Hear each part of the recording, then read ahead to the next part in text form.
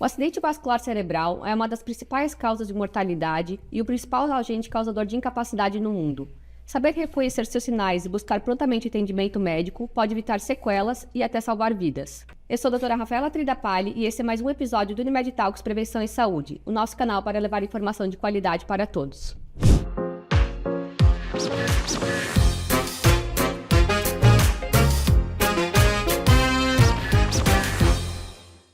Para conversar um pouco mais sobre o acidente vascular cerebral, o que é, suas causas, como tratar e até como prevenir, nós convidamos hoje dois colegas médicos especialistas.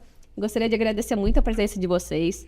Eu vou começar pedindo para que vocês se apresentem, contem um pouquinho da história de vocês como médicos, enfim, como formação e até como vocês atuam hoje dentro da nossa cidade. Então, fiquem muito à vontade para começar. Obrigado, doutor Natel. Eu agradeço o convite, doutora Rafaela. Parabéns para você e pela Unimed por esse projeto. Eu sou o Thiago, eu sou mineiro, estou em Blumenau há 3 anos. Sou neurocirurgião e neuroradiologista intervencionista. Atuo na cidade de Blumenau, no Hospital Santa Catarina e também no Hospital Santa Isabel. Olá, eu sou o Natel, sou médico neurologista formado pela Universidade Federal do Paraná, residência também na Universidade Federal do Paraná. Muito orgulho também, professor da universidade aí durante 30 anos. E é um prazer estar aqui. Parabenizo então a você, Rafaela, e a Unimed, nesse importante papel de divulgar conhecimentos, mais no sentido da prevenção das diversas doenças mais prevalentes, mais frequentes no nosso meio. Então, as campanhas em relação ao acidente vascular cerebral, AVC, como muita gente conhece, elas vêm enfatizando já há alguns anos a importância de buscar o atendimento rapidamente e de quanto isso faz diferença. Eu acho que a ideia dessa conversa é a gente também trazer a importância disso, explicar para quem está assistindo por que isso é tão importante.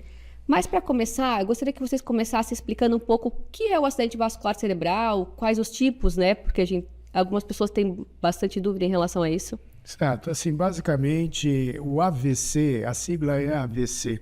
Aliás, Rafaela, um termo que me incomoda muito é o acidente vascular cerebral.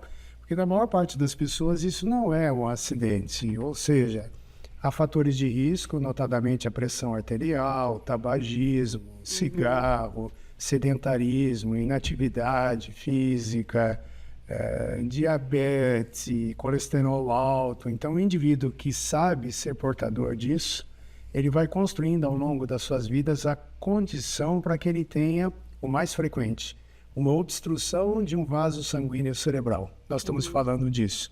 O principal tipo de AVC é o AVC isquêmico, é aquele em que entope uma artéria cerebral e uma parte do cérebro não recebe esse sangue. Pode não receber assim por poucos minutos, poucas horas, e o sintoma reverter, nós chamamos isso de um AIT, um ataque isquêmico transitório, ou pode ser definitivo e ocorrer um infarto, que é o AVC. Uma menor percentagem dos casos, também como principal fator de risco a hipertensão, esse vaso sanguíneo ele pode romper.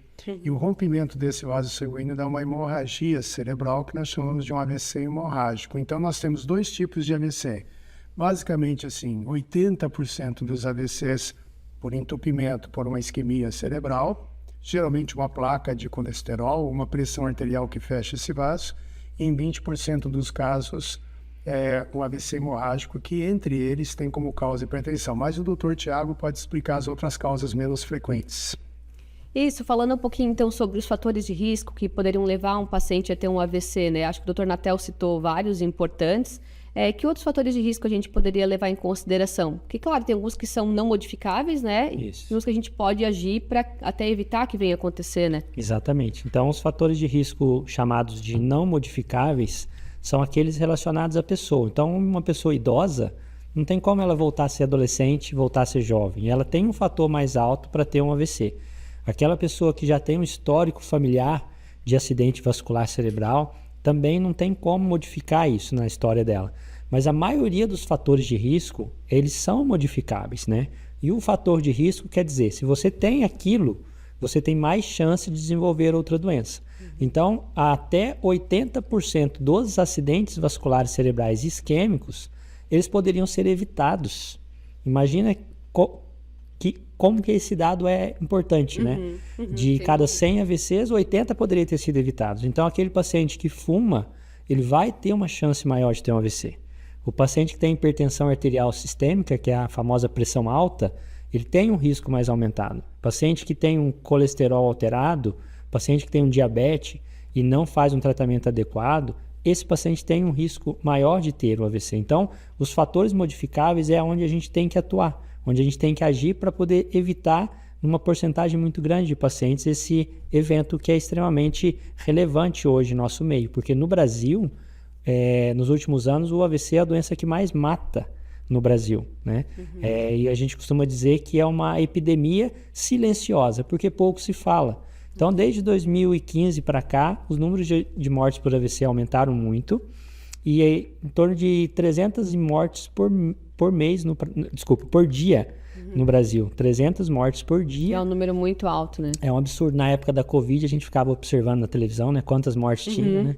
Mas pouco se fala da doença que mais mata, então isso é realmente importante. Por isso que a gente quer trazer esse tema para falar um pouco mais. Tu sabe que hoje, quando internam os pacientes no hospital e eu vou perguntar sobre as comorbidades, geralmente eu pergunto assim, tem alguma doença? Tem alguma coisa que trata? Não, eu falo, não tem porque não vai no médico, ou não tem porque não tem mesmo.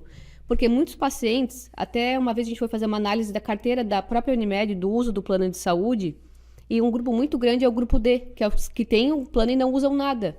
E esses são os que assustam um pouco, porque de fato, às vezes, eles não procuram um médico, porque muitos desses fatores que você acabou citando são silenciosos, não tem nem sintomas. As pessoas acham, vou ter hipertensão, vou ter dor, ou vou ter alguma coisa maior. E às vezes vão procurar o médico já numa situação mais tardia, né, do que... Esse é um aspecto interessante, né? Porque, como o Dr. Tiago comentou, o AVC tem uma mortalidade alta e uma frequência cada vez maior, mas ele raramente dói. Então, diferente do infarto agudo do miocárdio, que tem os mesmos fatores de risco, em que a pessoa tem uma dor no peito e rapidamente vai para o hospital, uma boa parte desses nossos pacientes, a própria família não reconhece nem os sintomas de um acidente vascular cerebral. Mas comentaste uma coisa importante, é muito importante que as pessoas que acima de 50, 60 anos de idade vai até o médico fazer exames básicos. Às vezes, um eletrocardiograma pode surpreender uma arritmia cardíaca muito frequente chamada fibrilação atrial, que é uma das principais causas de AVC, e a pessoa não sente nada, né? Então, um simples eletrocardiograma, que é um exame de rotina, pode já detectar uma arritmia cardíaca, que é uma das principais causas de AVC. Outro exemplo, como o Tiago comentou, um paciente que fuma, o paciente que tem colesterol alto, que é obeso, hipertenso, ele tem uma propensão muito grande a ter placas de gordura nas artérias carótidas. E muitas vezes o ultrassom, que é um exame simples, é um exame barato, detectando uma placa, dependendo da complexidade e do tamanho da placa, corrigindo isso, evita um acidente vascular cerebral. Porque as consequências do AVC não são só no paciente que tem um AVC, são consequências principalmente também para a família. É verdade. E até agora que o doutor comentou, isso que eu queria trazer. A gente vê que do infarto as pessoas conhecem muito sobre quais são os sinais e sintomas, mas do AVC geralmente às vezes atrasa um pouco, né? Quais são esses sinais e sintomas que o familiar ou o próprio paciente deveria ficar alerta ou usaria para reconhecer e buscar o atendimento o quanto antes? Então, primeiro, existe um mnemônico que, para facilitar um pouco, para lembrar os sinais e sintomas, né, que é o SAMU. Então, o S, pedir para o paciente dar um sorriso. Se esse paciente sorriu e desviou a boca, pense em AVC. Deve ter alguma coisa errada. Você pede para o paciente dar um abraço. Letra A, levantar os braços, e aí você vai ver. Tem algum braço que está mais fraco? Ele só consegue levantar um e o outro não. Uma paralisia, uma perda de movimento de um lado do corpo. E o M, pedir a ele para cantar uma música ou falar uma frase. E aí você vai ver se esse paciente está se expressando de uma maneira adequada, se ele está falando de uma maneira adequada. E qualquer sinal desse é um AVC até que se prove o contrário. Né? Então, vai para o pronto-socorro. Nesses casos, desses 3 sintomas que eu falei, a maioria das vezes a gente pensa no AVC isquêmico, que é quando tem um entupimento de um vaso que leva sangue ao cérebro. Mas também uma dor de cabeça que começou do nada. Estava aqui conversando no podcast, de repente uma dor de cabeça forte. E aí deu uma dor na nuca, veio associada a enjoo, ou devido a essa dor de cabeça eu tive uma convulsão, um ataque epilético, ou então desmaiei. Também sempre procurar um pronto-socorro do hospital. É aquele paciente que não está sentindo nada e de repente ficou com a boca torta. De repente ficou com um lado do corpo mais fraco. De repente não consegue falar ou não consegue te entender. E isso é sintoma de AVC. Tem que procurar. Complementando ao que o Thiago comentou, muitos pacientes também podem do nada começar a ter vertigens, dificuldade para caminhar, a mão ficar mais atrapalhada. Então, esses sintomas também são sintomas que sugerem um acidente vascular cerebral. E lembre-se, como o Dr. Thiago comentou, qualquer sintoma que apareça nesse tipo de paciente, um desvio da boca, uma fraqueza no braço, uma dor de cabeça inexplicada, uma tontura, vai direto para o hospital, porque a gente tem medicamento, e um medicamento muito efetivo para reverter esses sintomas. Então é isso que eu ia trazer. Assim, a gente sabe que a medicina tem evoluindo muito, né? Até em relação ao AVC, a gente também vê essa mudança. Queria que vocês comentassem um pouco, assim, tem tratamento? Qual que é a importância, assim, do paciente ir tão rápido para o pronto atendimento? Por que que ele deveria não deixar para depois, para avaliar mais tarde? E que a gente fala que tempo é vida, né? Tempo é cérebro. Então, existem alguns medicamentos e também um procedimento que é feito pela virilha, que pode ajudar muito esses pacientes. Então, a rapidez é porque o nosso cérebro, especialmente os nossos neurônios, que são as células funcionais do nosso cérebro, eles não armazenam nada de oxigênio, nem de glicose. Então, eles precisam de sangue o tempo todo. Quando falta sangue naquela parte, uma parte do cérebro inicia a sua morte neuronal. Então, uma parte do cérebro começa a morrer.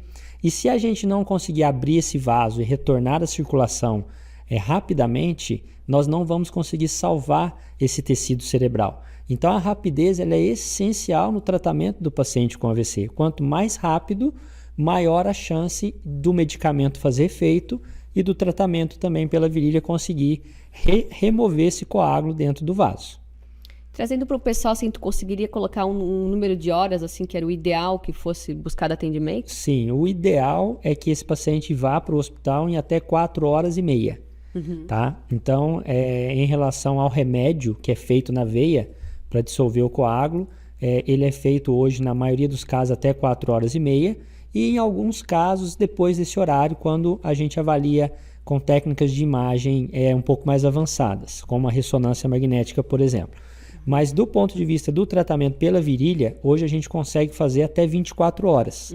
Mas não é para esperar, o Dr. Thiago falou lá no podcast que eu posso fazer até 4 horas e meia. Mas se você pode ir com meia hora, com 1 hora, vá antes, porque isso é essencial. Isso que o Thiago comentou é importante. Quanto mais cedo a opção do tratamento for feita, a gente chama de trombolítico, né? O remédio que vai dissolver o coágulo, melhores são os resultados e menores são as complicações. Quanto mais tarde o paciente chega, isso em termos de minutos até, a eficácia do tratamento vai diminuindo e as complicações também vão aumentando. Felizmente, nós estamos numa cidade que os hospitais têm tanto equipamentos quanto também pessoal extremamente qualificado para o melhor atendimento de um acidente vascular cerebral. Então, como foi comentado, tempo é cérebro. Tem que vir rápido para o hospital. Uma outra coisa importante, né, Thiago, que a gente se depara, é que geralmente, assim, quando a família detecta um senhor, né, por exemplo, um avô, o pai, que não acordou no horário habitual, deixa ele lá quieto, né, vamos esperar alguma coisa, vamos trazer ele acordar um pouquinho mais tarde. Muitas vezes ele não se levantou da cama porque ele tem o AVC. Então, não espere. Logo que aparecer algum sinal, como nós comentamos, leve direto para o hospital. Isso é importante ressaltar, que tem aqueles casos onde o paciente dormiu bem e acordou com alguma complicação, enfim, com algum sintoma. Falando nisso, assim, sobre o tempo, sobre o tratamento, é importante que a gente traga que o AVC também não é só a mortalidade, que tem essa questão da sequela e isso vai fazer muita diferença, né? Como o AVC pode afetar as pessoas? Eu sempre digo que o AVC afeta a família. Veja só, né? Um paciente que teve um AVC e não vai mais caminhar, por exemplo, ou que vai ter uma dificuldade para se alimentar, alguém da família vai ter que cuidar. Uhum. E isso é um cuidado, assim, manhã, tarde, noite, 24 horas por dia, 7 dias por semana, 365 por dias por ano. Muda a dinâmica familiar. E se você pega um paciente novo, idade produtiva, vamos supor, 40 anos de idade, embora os AVCs sejam mais comuns, como o Dr. Tiago colocou, com a idade, mas ocorrem AVCs pessoas novas também. Então, essa pessoa não vai mais trabalhar. Então, o impacto produtivo em relação ao seu núcleo familiar, a ele mesmo e ao país é imenso. Então, as consequências de um AVC são consequências, assim, economicamente, socialmente, em termos familiares e em termos psicológicos, bastante grandes. Então, por isso que é uma doença que hoje tem tratamento, tem prevenção, sobretudo tem prevenção.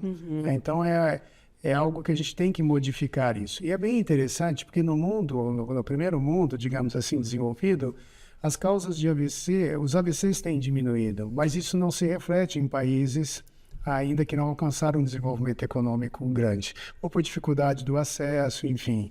E a hipertensão arterial é o grande vilão, né? Ela é pouco diagnosticada, pouco tratada. Esses dias nós tivemos no hospital um paciente de alto nível, né, cultural, alto nível também econômico, sabia ser hipertenso e não tratou. Fez uma hemorragia cerebral.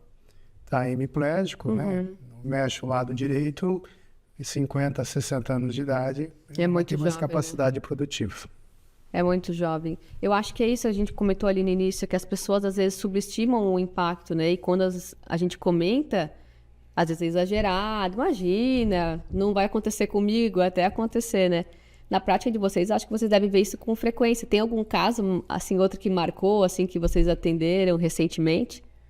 Tem sim, sempre tem, e especialmente nos pacientes jovens, né? Porque o AVC, ele acomete qualquer idade. Então, o paciente, quando ele é jovem, ele jamais espera que vai ter um AVC. Meu Deus, nunca passa pela cabeça. E, eventualmente, isso acontece, a gente acaba vendo bastante isso. E o paciente que ele tinha acabado de ter filho, eu me lembro bem, ele tinha 41 anos, e aí era o primeiro filho, ele se casou depois dos 30, então se planejou bem, e de repente, por conta de uma pressão alta, que ele também já sabia que tinha e não tratava, tinha histórico na família, esse paciente, então ele teve um AVC hemorrágico, um AVC relativamente pequeno, mas numa região nobre do cérebro, que controla o movimento. Talvez muito parecido com esse caso que o Dr. Natel está citando aqui, do exemplo do paciente agora, né? E ele ficou com o lado do corpo paralisado, e as funções cognitivas, de memória, de fala, ficaram preservadas. Mas ele falava, nossa, doutor, mas e agora? Como é que eu vou brincar com meu filho? Como é que eu vou pegar meu filho no colo, né? Coisas de pai e filho desse jeito. Então, realmente impacta muito, e esse é um caso que realmente me marcou bastante. E depois de um tempo, esse paciente não teve uma melhora significativa. Hoje caminha com apoio, mas ainda tem uma limitação muito importante. Eu acho que é importante comentar isso, porque dependendo, como a gente fala muito desse tempo rápido, mesmo com o tratamento às vezes sendo feito, dependendo da área que pega, da extensão, deixa sequelas e não tem volta, né? Por mais que faça reabilitação, que faça fisioterapia, que faça, enfim, uma infinidade de opções, né, de coisas. Dentro do que estás comentando, do tratamento após o AVC, basicamente nós vamos fazer a prevenção de um novo AVC. Se o paciente tem fatores de risco que determinou o primeiro, ele vai ter os mesmos fatores para ter um segundo ou um terceiro. Então isso é bem importante. Mas na reabilitação do paciente, colocaste muito bem, né? Então, além do médico, é essencial na reabilitação de um paciente com AVC, o fisioterapeuta é muito modificador. No caso de distúrbios de linguagem, dificuldade para falar, o fonoaudiólogo. Nós precisamos ter mais terapeutas ocupacionais no nosso meio, porque nós precisamos devolver a capacidade para esse paciente que teve um AVC de ter independência. Então, o terapeuta ocupacional é muito importante também. Auxílio de outros profissionais, não é incomum esses pacientes terem depressão, psicólogo, psiquiatra. Então, é toda uma equipe multidisciplinar para cuidar da reabilitação desses pacientes. De novo, era mais fácil, mais simples prevenir. Ter prevenido, né? Em relação aos casos mais marcantes que nós tivemos, o Dr. Tiago concorda com ele, são os pacientes mais jovens. Né? São os pacientes, às vezes, que não sabem ter fator de risco, ou muitas vezes sabiam ter fator de risco e por qualquer, né, situação tem a sua vida modificada por um AVC que pode deixar quadros seculares. É isso, aquela história, eu tenho pressão, tá, mas não tenho sintoma, não vai dar nada. Não tô sentindo nada. Não tô sentindo nada. Pra que eu vou tomar um remédio todo dia? Às vezes nem sabe que tem pressão alta. Muitas vezes não sabe. Já tive paciente que nunca tinha medido a pressão. Nunca. Tinha feito eletrocardiograma. Mas com a gente é com muita frequência que interna paciente, tem comorbidade? Não tenho nenhuma. Quer ver agora na DEM, que internou muita gente que realmente não tinha comorbidades. Daí tu começa, não, mas tem certeza, porque tua pressão, assim, os controles não estão nada bons, assim, durante a internação. E às vezes é numa situação, enfim, também de intercorrência que acaba se descobrindo, né? Por isso que eu acho que é importante também enfatizar para as pessoas que elas procurem algum médico para que faça essa parte de prevenção, de diagnóstico, antes que venha dar alguma complicação, né? Sim. Então, ainda falando um pouco da parte de prevenção, além do que a gente já comentou, tem alguma orientação a mais sobre como prevenir? Para esse paciente que já teve, então, AVC, acho que, enfim, de fato, começar a agir nesses fatores de risco que já existiam, né? Porque aumentaria a chance de ter outro, isso? Assim, eu acho que nós temos que prestar muito bem atenção para o estilo de vida e hábitos de vida que a gente vive hoje, né? Uhum. Sobretudo, eu acho que é essencial a atividade física, é essencial uma boa alimentação. Muitas vezes a atividade física num paciente faz com que ele melhore a sua capacidade em todos os sentidos, isso reduz a pressão. Se ele tem uma tendência a ter diabetes ou açúcar mais elevado, atividade física, emagrecer diminui. Dieta, a famosa dieta mediterrânea, né? Uma dieta com pouco sal, uma dieta com muitas frutas, carne branca, muitos vegetais. Esses hábitos de vida são muito importantes. E eu acho essencial também a socialização, as pessoas terem contatos, terem amigos, terem uma atividade física e uma atividade social que os coloquem mais ativas, né? Nós estamos vivendo numa época em que é muito fácil ter controle remoto, celular, televisão, isso leva então à obesidade. Alguns pacientes, inclusive, têm problemas de sono, de dormir, passam a ter ronco, passam a ter apneia do sono. Todos esses fatores vão se somando, como eu disse, levando quase que inevitavelmente a um evento ou um infarto ou um AVC. Existe um estudo bem interessante que mostra que se o paciente não tem nenhum fator de risco, lá nos seus 70 anos de idade, ele tem uma chance muito pequena de AVC. Se ele tem hipertensão e diabetes, vai aumentando. Se ele tem hipertensão, diabetes, obesidade, fumo, sedentarismo, é quase que assim, inevitável que ele vai ter um AVC. Então, muito estilo de vida, muito hábito de vida precisa ser corrigido. Outra coisa importante, álcool. Então, o álcool, assim, ele é deletério, ele é ruim para o sistema vascular.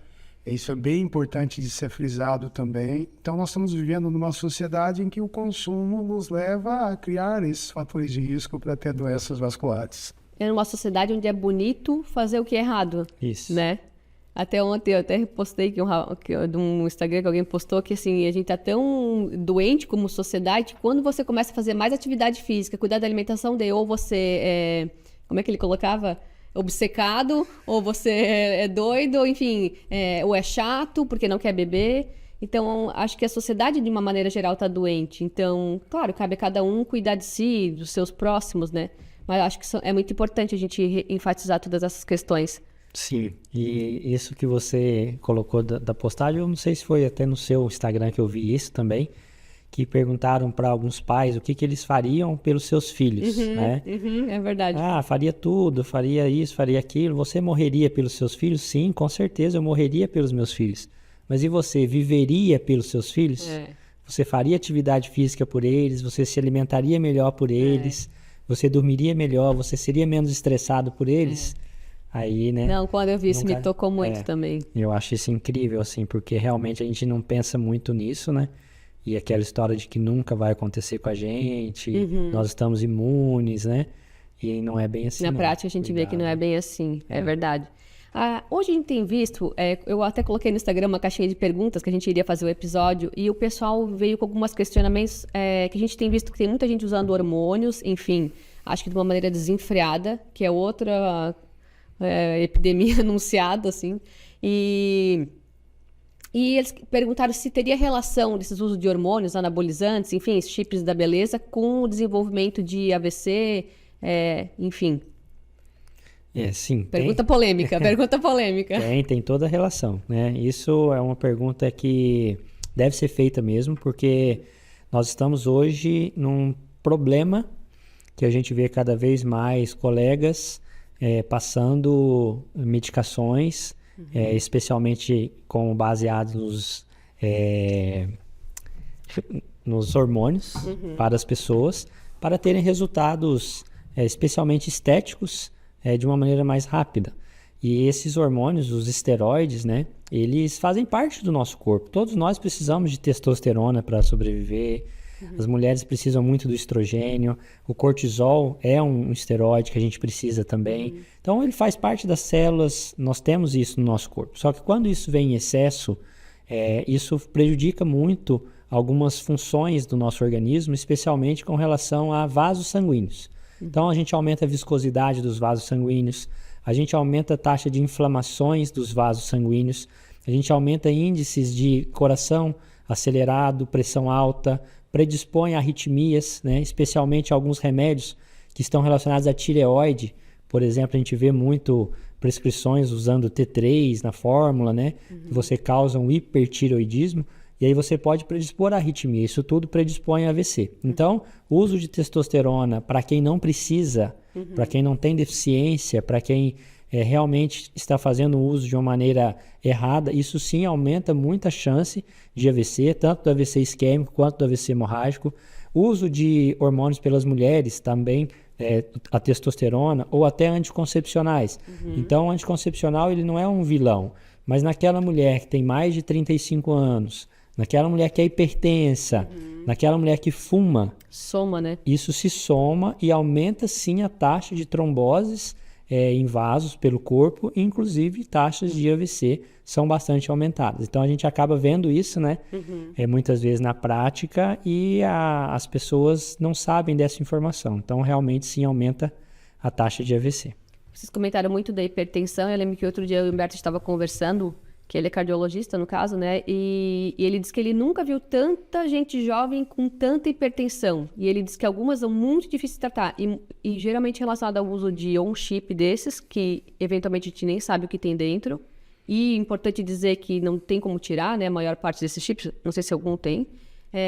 Com uso de testosterona, então em pacientes muito jovens. E de repente, imagino que é por isso que a gente também tem visto mais esses casos acontecerem, né?